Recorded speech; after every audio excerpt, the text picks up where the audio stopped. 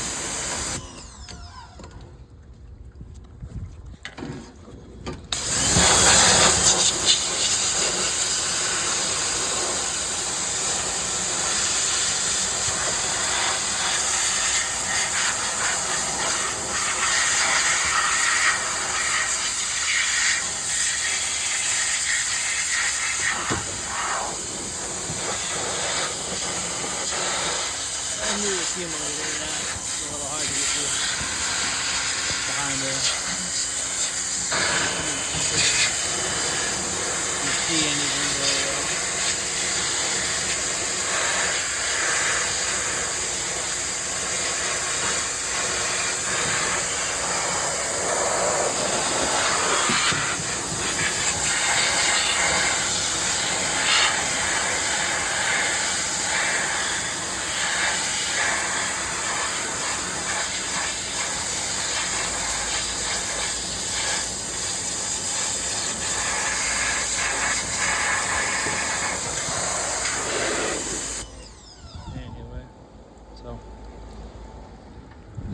Makes things a little faster, that's for sure.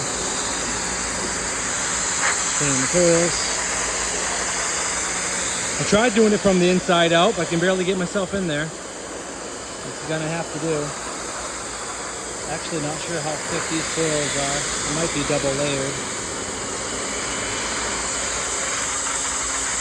I haven't checked yet. So I can't see daylight through them.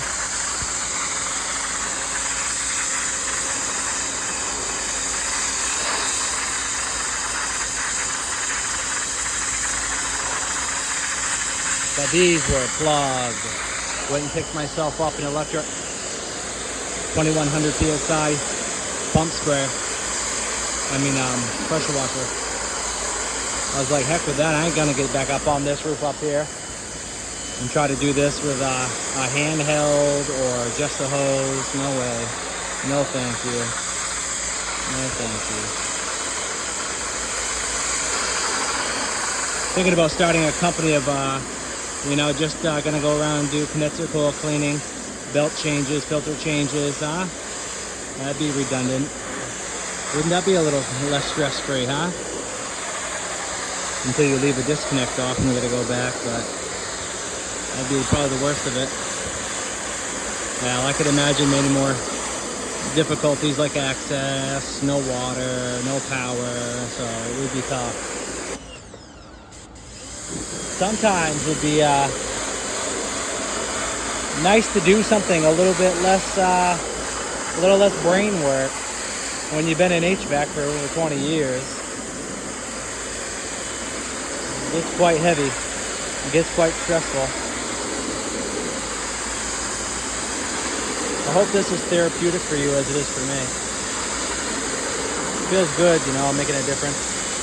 You know that using proper pressure, you're actually really cleaning these coils. I understand you're going to shame me because I'm not doing it from the inside out. Whatever. You do the best you can with what you got. I tried to get in there, but I can't get in there. It's too stinking difficult. That's thawing a little bit, but not fast enough. I don't want to soak the evaporator coil. I don't want to thaw that ice with the hot water too fast, because that excess water is just going to pour over that drain pan and then go down into the return duct, and then I'll have that dripping forever on them. I actually already did this once. I already went through and did this once. This is actually now the second time, so I'm not being anal.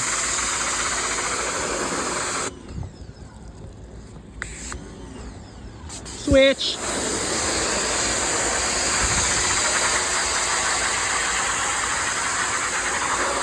Really, I can't tell if this is even going through to the other side. I'm counting on that it is. See the steam? The steam's coming up out of the inside there, out of the fan. So I mean, it must be going through that condenser fan opening. Oh yeah. Yeah, this is how we used to do it back in the day.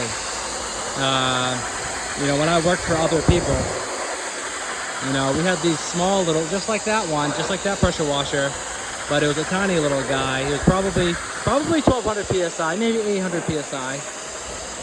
And my old man, you know, he always had one on his van. They were narrow, they were slim, but that one I actually like. I mean, it takes up a little more space, but that handle comes off. That's a Craftsman.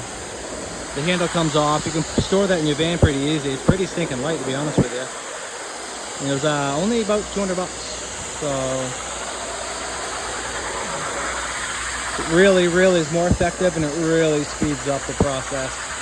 I don't know why anybody would ever come up here on a roof knowing you've got 50 plus feet of line of hose, and then you're going to try to wash a 2-inch thick coil with just 30 to 40 psi if you're lucky. I don't think so. You're wasting your time. Don't even bother. Seriously, you might as well just use your stinking handheld pumps for it. No, but this is much more effective. At least I feel like I'm making a difference. I mean, unless you've got a 1-inch thick coil, you know, a very light unit, then yeah, maybe you can do it with minimal psi. That would be better than a pump sprayer.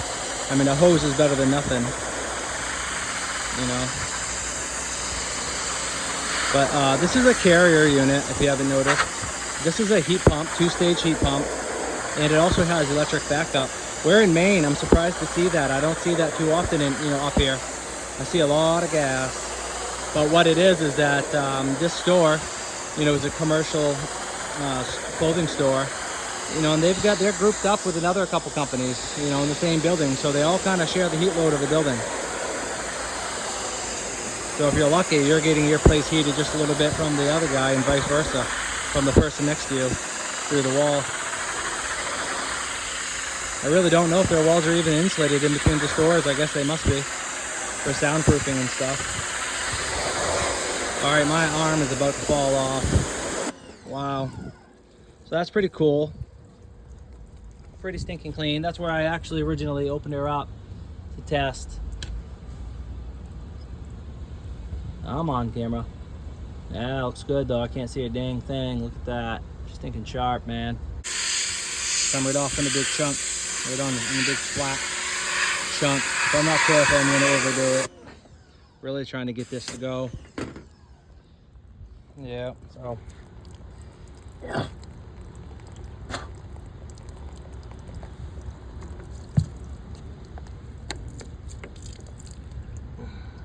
Yeah, man. Nookie.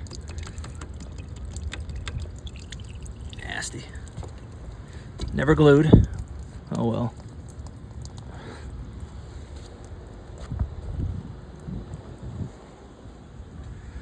Come on, girl. Come on. Nope. She's stuck on there pretty good. Yeah, so. That's a waiting game right there. You're not going to want to try to use too much force on that with any tools or nothing, because you're just going to damage up the coil. It's not worth it. Just be patient. Hit it. Some warmer water, let it.